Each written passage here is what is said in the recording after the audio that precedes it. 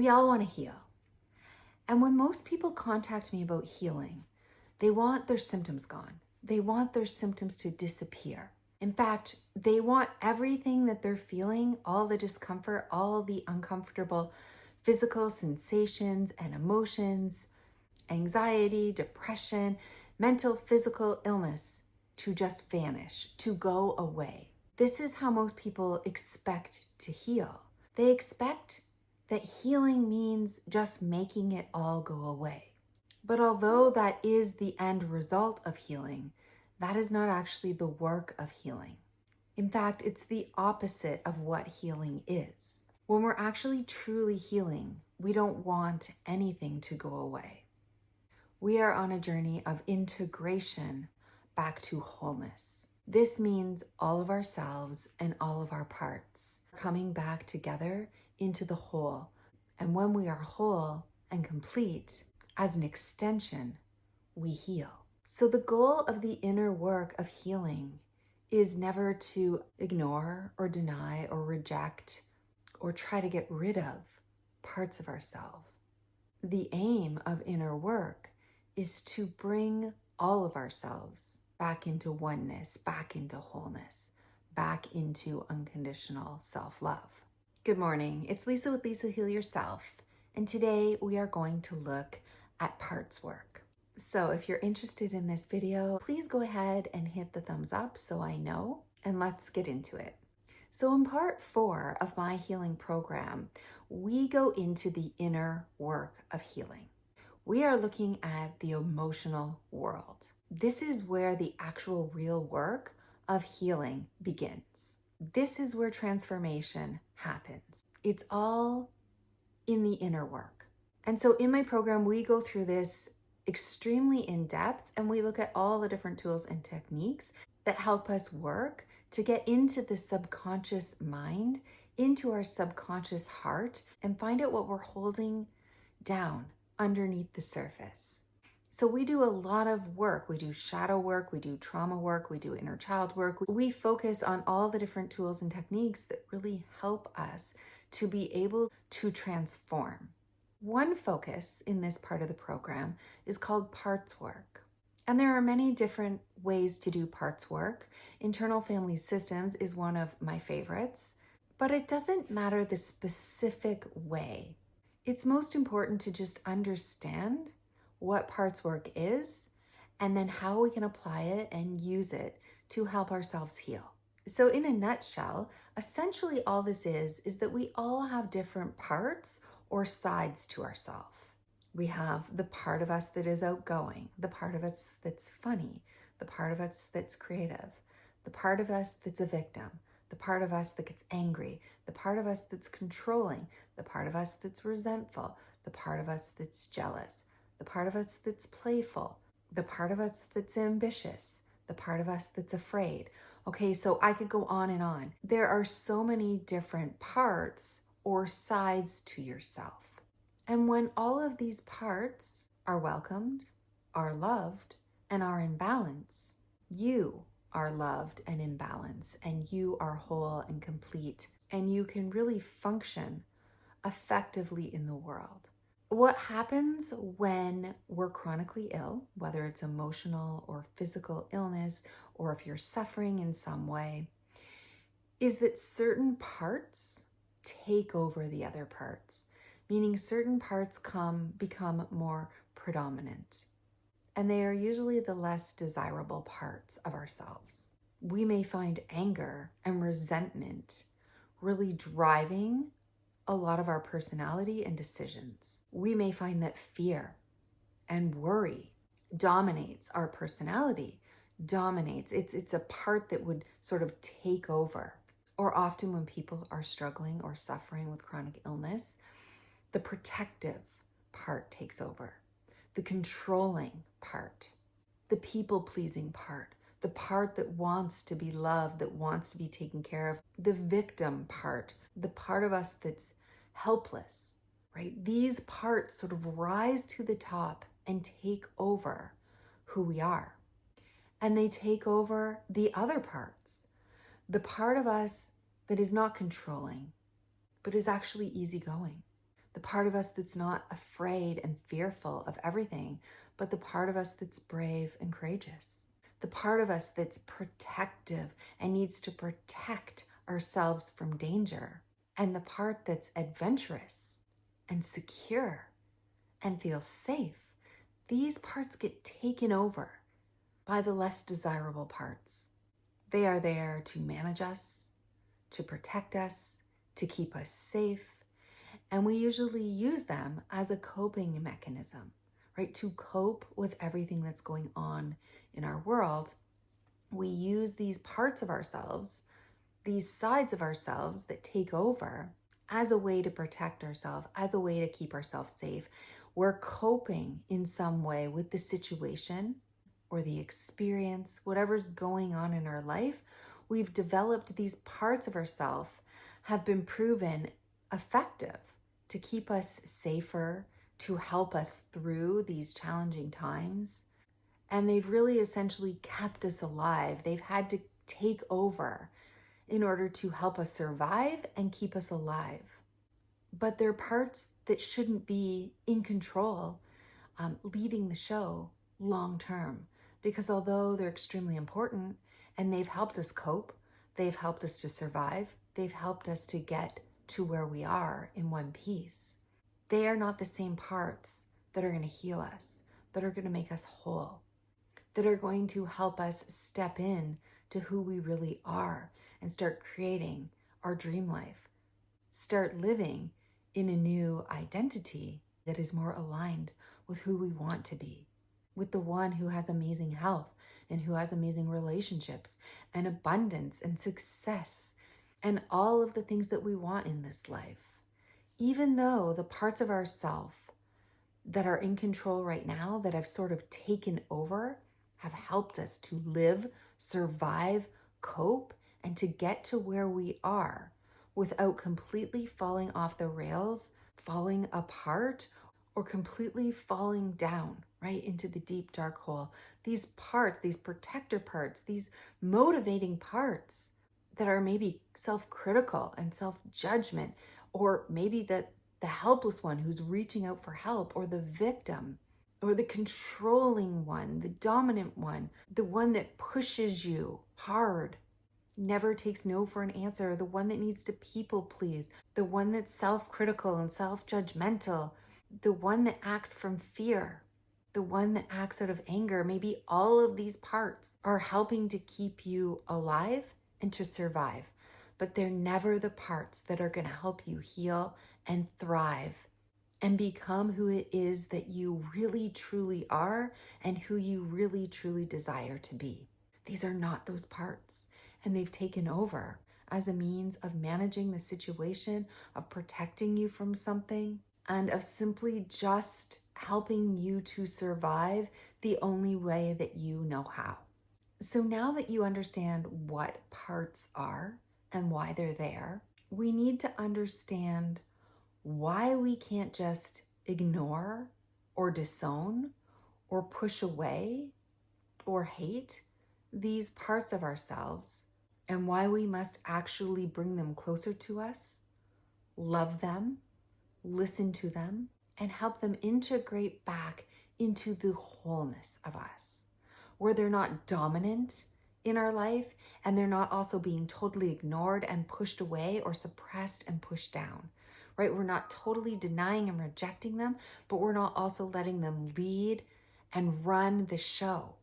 We're going to try to integrate them back into our life in a way that they're balanced and they are there to help and they're used in the proper context, and we allow them to be there without having to totally cut them out of our life or having them take completely over. This is not an all or nothing situation. This is a situation where we must integrate back together, back into wholeness, where fear and courage live hand in hand, where the helpless victim lives hand in hand with the courageous hero, where the people pleaser, the one who needs belonging and acceptance, lives hand in hand with the one who doesn't care about what other people think, who lives according to their own authentic values, even if it means being abandoned by certain people in their life. These parts all belong inside you. They all need to be loved. We need to be able to put ourselves back together in wholeness. Just as anything in the world, we cannot know up without knowing down. We cannot know left without knowing right. We cannot know light without knowing dark. We cannot know joy without knowing grief. These parts are not bad. These parts are necessary. These parts make us whole and complete. These parts give us the full spectrum of the human experience. And so when we do parts work, any kind of parts work, essentially what we're doing is we are allowing all of ourselves without criticism, without judgment, without denying, without rejecting, without suppressing, without running from or fighting or trying to change or fix, but allowing all of the parts of ourselves to live in harmony together and to be fully and unconditionally accepted and loved by our true self. Now, we all know what it means to be unconditionally loved and accepted. And if you are a mother, you know the power of loving your baby, your child, unconditionally and accepting them unconditionally. You would never look at a 2 or 3-year-old and say, I only love certain parts of you. I don't love the part of you that's having the tantrum. I don't love the part of you that's scared. I don't love the part of you that's lashing out in anger. I don't love the part of you that disobeys or doesn't listen. You wouldn't tell that child, I only love you when you please me. I only love you when you're good. I only love you when you listen to everything I say. I only love you when you succeed, right? I only love you when you score that goal or you get a good grade on your test or you achieve that accomplishment or you're well behaved. I only love you then. I don't love you if you fail that exam or that test or you don't get the goal or when you're crying or you're hurt or you're upset, right? We love the fullness of all of the child because all of them is a part of God. All of them makes up the wholeness of who they are. And we can prefer certain types of behaviors. We can teach, we can model effective social strategies and how to succeed in life and do good and be kind and behave and succeed and be happy. And we can model all the things that are the qualities that are actually going to help this child succeed and become everything that they can be in life. But we never take away love or acceptance or belonging from them because we know that they are a whole human being. And sometimes they're going to succeed and sometimes they're going to fail. Sometimes they're going to get an A and sometimes they're going to get a C. Sometimes they're going to get the goal and sometimes they're not. Sometimes they're going to do everything we say and their behavior is going to be amazing. And sometimes they're not going to listen and they're going to have a tantrum or they're going to have overwhelming feelings and fall apart. And we still love them. We love the entirety, the wholeness. We love them unconditionally. And if we don't, then this is how we teach those negative qualities to come out even more. Because if we only love them when they succeed, when they get a good grade, when they get the goal, when they're behaving well, when they're being a good little child, if we teach them that we only love them in these moments, we are teaching them in essence to bury the parts of themselves, to push them away, to disown them, to push them down, to reject them, to deny their own needs in favor of pleasing, to deny giving them love when they fail and only giving them love when they succeed is to help them become more self-critical, more self-judgment, more hateful to the part of themselves that fails. In essence, if you've been taught these things when you're young, these are why you hate these parts so much. These are why these parts, when you're at your lowest, take over. They take over you because they're being so suppressed, so denied, so rejected, so disowned, so hated, that the only way they can get your attention is by growing so big, by becoming so large in your life and saying, I matter too. Look at me. Look at me. See me. Feel me. Understand me. Validate me. Love me anyway, unconditionally. And this is, in essence, how we become whole. We take on and love all of ourselves. We love all of the parts that we normally push down, all of those thoughts and emotions that we don't work through and we don't sit with and we don't want to hold in our container. So we push them deep into the subconscious where they still are, waiting and longing to be heard and loved and understood and to feel unconditionally loved and validated and accepted as part of you. Now, when we are sick, when we're chronically sick, when we're ill, when we're suffering in pain with mental or emotional or physical symptoms and sensations, we push away the sensations. I don't want you symptoms. We fight with the part of ourselves that's depressed or that's anxious or that's suffering in pain. We push these parts away. We try to hold them at a distance. We try to get rid of them.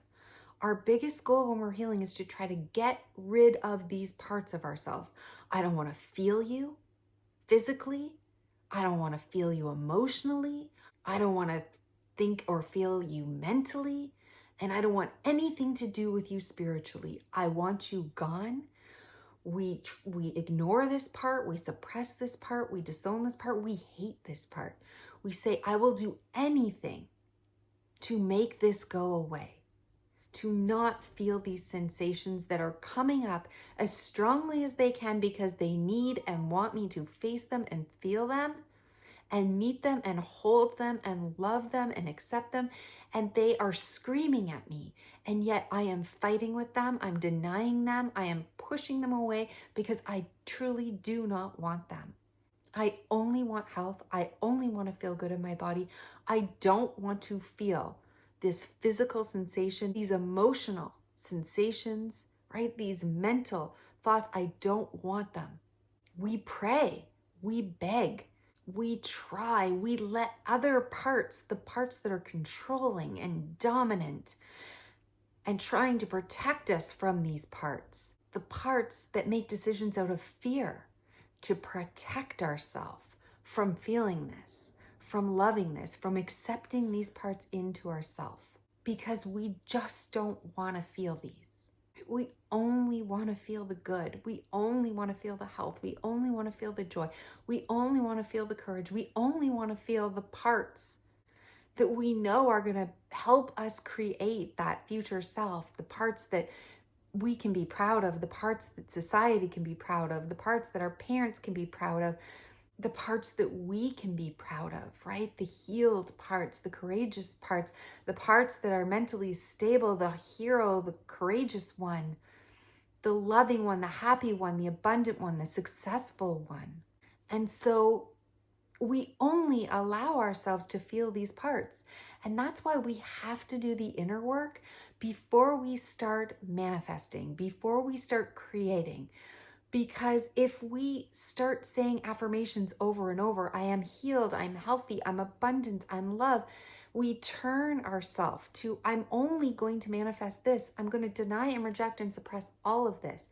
I mean, that is literally what we have to do when we get to the spiritual work of healing in order to heal. This catapults our healing. But when we do it before we have met all of ourselves, held all of ourselves, loved all of ourselves unconditionally, and when we are whole and complete, and when all of the self can be loved and held unconditionally, then and only then can we choose, can we decide who we are going to become. Because all of it is loved, all of it is accepted, but one is chosen and one is decided upon with love, with acceptance, knowing that when all these other parts come up, we still accept them unconditionally. We still love them unconditionally. We can still sit with them and feel them and acknowledge them and hear them and witness them and understand them and give them what they need and still choose this, because we've already done the inner work to heal the wounded parts of ourselves and to piece all the shattered, broken parts back together into the whole.